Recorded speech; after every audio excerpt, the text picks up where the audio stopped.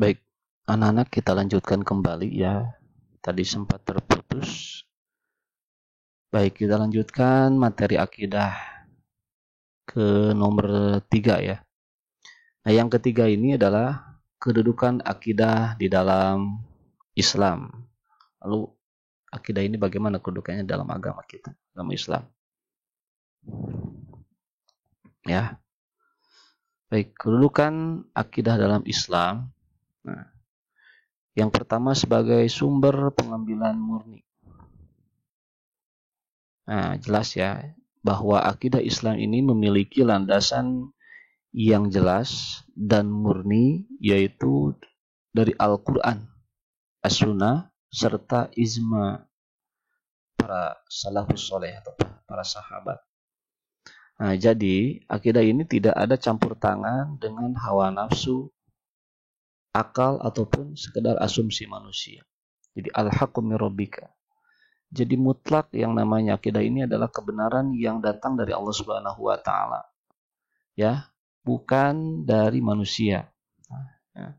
Sedangkan kebenaran yang datang dari Allah Subhanahu wa taala mutlak adanya sifatnya, dan itu adalah harga mati yang tidak bisa diganggu-gugat. Karena hukum Allah itu bersifat mengikat yang tidak bisa diganggu-gugat gitu ya.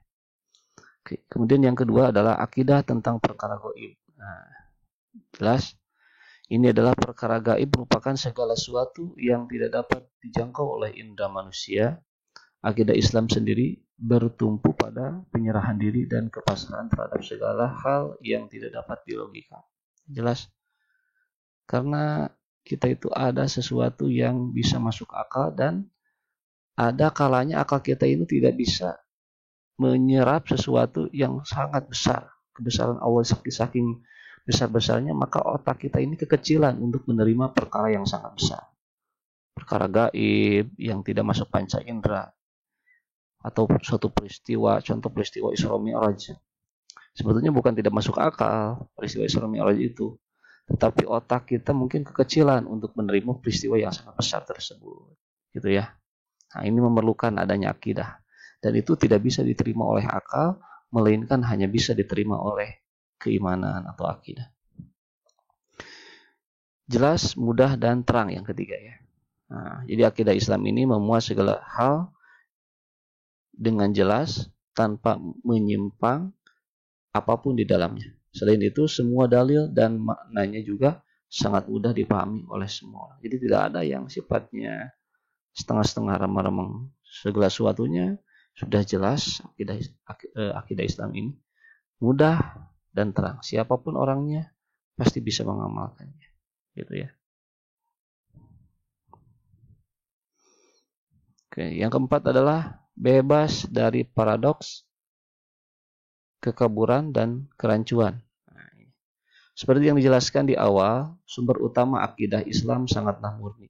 Bahkan dalil-dalilnya juga sangat jelas. Maka oleh karena itu, di dalamnya terbebas dari unsur kekaburan atau paradoks. Bahkan akidah Islam ini tidak mudah untuk dimasuki kebatilan dari berbagai arah. Nah, jadi jelas yang namanya akidah Islam ini, anak-anak, Allah sendiri yang menjaganya. Maka siapapun orangnya, dari manapun golongannya, ketika dia berani untuk menyerang akidah Islam yang notabene Allah sendiri yang menjaganya, maka siap-siaplah orang-orang tersebut atau golongan tersebut akan dibinasakan oleh Allah Subhanahu wa taala. Kita harus membaca sejarah dari berbagai sejarah orang-orang terdahulu yang hendak menghancurkan ajaran ini, maka bukan ajaran ini yang lenyap, malah orang tersebut yang ditenggelamkan oleh Allah, yang dibinasakan oleh Allah Subhanahu wa taala. Oke. Nah, apa sih ruang lingkup akidah? Nah, yang keempat ini ya. Nah, akidah ini memiliki ruang lingkup. Dalam pembahasannya, menurut ulama ada 4 ruang lingkup akidah dalam Islam. Nah, ini perlu kita kenal ya. Yang pertama adalah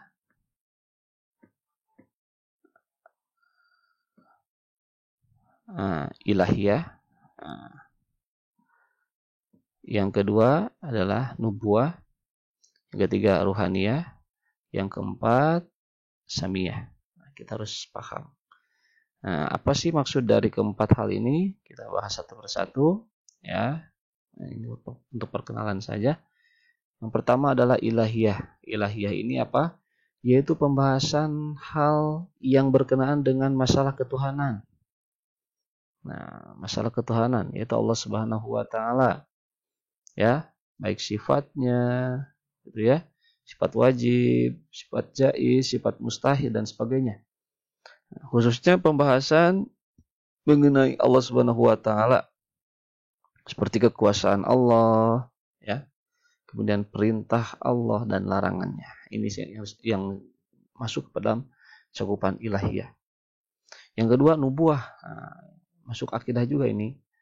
Jelas ya, yang nubuah ini apa? Yaitu pembahasan yang berkenaan dengan para utusan Allah, para nabi dan rasul.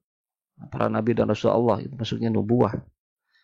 Nah, yang ketiga adalah ruhaniyah. Ruhaniyah yaitu pembahasan hal yang berkenaan dengan makhluk gaib, misalnya malaikat, iblis, jin. Nah, ini maksudnya ruhaniyah, ya. Suatu yang berkenaan dengan makhluk gaib. Nah, ini adalah pembahasan tentang cabang dari akidah yaitu ruhaniyah. Yang keempat adalah samiyah. Samiyah itu artinya pembahasan hal yang berkenaan dengan alam gaib, misalnya surga, neraka, alam kubur dan lainnya. Kalau tadi makhluk ya, kalau samiyat ini alam gaib yang bersifat tempat ya. Nah, mungkin itu saja sekilas untuk masalah akidah. Sekarang akhlak ya. Nah, inilah mungkin tanamannya ya. Percuma kalau kita punya coupling tanah tetapi tidak ditanami apapun, mubazir rasanya. Oke, kita tanami apa ya, umpamanya mau ditanam pohon mangga atau apa, tetapi sayang juga kalau seandainya pohon tersebut tidak berbuah. Nah, gitu ya.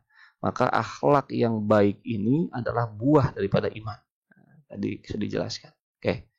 Barang siapa sedikit kejujurannya, niscaya sedikit temannya. Nah, ini ada peribahasa. Man qalla sidquhu qalla sadiquhu gitu ya. Barang siapa yang sedikit kejujurannya, niscaya sedikit temannya. Nah, baik.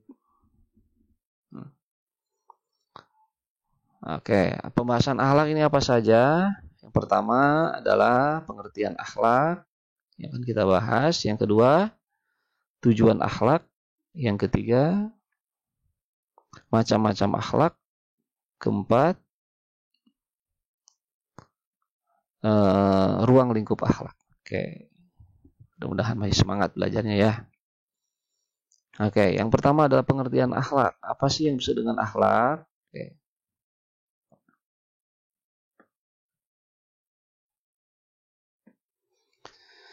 Secara bahasa, kata akhlak ini berasal dari kata al-khuluq yang artinya adalah tabiat, kemudian perangai, apalagi tingkah laku, kelakuan. Nah, ini yang dimaksud dengan akhlak ya. Nah, kemudian bagaimana secara istilah? Akhlak secara istilah yaitu ya, saya akan menampilkan pendapat dari beberapa ahli, ya, pendapat dari beberapa ulama. Menurut Abu Hamid Al-Ghazali, bahwa akhlak ialah sifat yang terpatri dalam jiwa manusia yang darinya terlahir perbuatan-perbuatan yang dilakukan dengan senang dan mudah tanpa memikirkan dirinya serta tanpa adanya renungan terlebih dahulu. Nah, jadi menurut Abu Hamid Al-Ghazali ini adalah yang maksud dengan akhlak ini adalah perilaku yang dilakukan secara spontan, tidak banyak mikir gitu ya. Ya namanya tabiat begitu. Oke, sekarang menurut Ibnu Maskawi. Oke, menurut beliau yang disebut dengan akhlak itu adalah yaitu sifat yang tertanam dalam jiwa seseorang yang mendorongnya untuk melakukan perbuatan tanpa memerlukan pemikiran dan pertimbangannya. Maksudnya hampir sama mungkin ya. Jadi mungkin kita sudah bisa menyimpulkan ya bahwa yang dimaksud dengan akhlak ini adalah suatu sifat yang tertanam dalam jiwa. Nah, maka yang darinya ini lahirlah perbuatan-perbuatan yang sifatnya spontan, gitu ya. Tidak berpikir lama untuk melakukan perbuatan tersebut, tidak mengada-ngada. Nah, tapi itu murni perbuatan tersebut adalah hasil daripada wataknya, sifatnya yang tertanam dalam jiwa. Gitu. Oke. Nah, lalu anak-anak dalam Al-Quran ini sudah dijelaskan wa innaka la'ala khuluqin azim, dan sungguhnya engkau wahai Muhammad berada di atas budi pekerti yang agung. Jadi sepakat bahwa kita sebagai umat Islam meyakini bahwasanya manusia yang paling sempurna akhlaknya yaitu Nabi Muhammad Shallallahu Alaihi Wasallam. Gitu ya. Bahkan tidak hanya umat Islam saja, ada seorang yang bernama Michael Hurt, itu penulis buku ya kalau tidak salah. Beliau menempatkan orang yang paling berpengaruh, 100 orang paling berpengaruh, dan nomor satunya adalah Nabi Muhammad SAW. Bayangkan itu orang kafir seperti itu. Bagaimana dengan kita? Kalau kita tidak meyakini bahwa Nabi Muhammad SAW adalah orang yang paling baik akhlaknya, orang paling sukses, maka alangkah bodohnya, alangkah meruginya, gitu ya. Kemudian dan dalam sebuah hadis pun dikatakan, inni bu'ithtu liutamima makarimal akhlak, aku diutus hanya untuk menyempurnakan akhlak yang mulia. Sehingga jelas bagi umat Islam di seluruh alam berpatokan pada akhlaknya Nabi Muhammad SAW. Oke. Nah, lalu apa tujuan akhlak? Oke, nah ini adalah tujuan akhlak adalah untuk menjadikan manusia sebagai makhluk yang lebih tinggi dan sempurna dan membedakannya dari makhluk-makhluk yang lain. Jadi anak-anak, manusia ini bisa bermartabat apabila memiliki akhlak yang luhur. Apabila memiliki akhlak yang baik, maka manusia ini memiliki derajat yang tinggi, baik itu di hadapan Allah ataupun di hadapan manusia. Tetapi tatkala manusia ini memiliki akhlak yang tercela, maka derajat yang tinggi ini akan dijatuhkan oleh Allah menjadi derajat yang paling hina, bahkan lebih hina daripada hewan. Nah, jadi manusia itu mulianya itu bukan karena dagingnya, bukan karena kecantikannya, bukan, tetapi karena memiliki akhlak yang baik. Seorang itu dinilainya akhlaknya. Nah, itu ya. Sedangkan pelajaran akhlak, nah ada tujuan akhlak, ada pelajarannya. Nah, apa? Kalau pelajarannya ini adalah atau ilmu akhlaknya ini bertujuan untuk mengetahui perbedaan perangai manusia yang baik dan yang buruk, gitu ya, agar manusia dapat memegang dengan perangai-perangai yang baik dan menjauhkan diri dari perangai-perangai yang jahat, sehingga terciptalah tertib dan masyarakat, gitu. Baik, nah ini Rasulullah SAW bersabda, ya.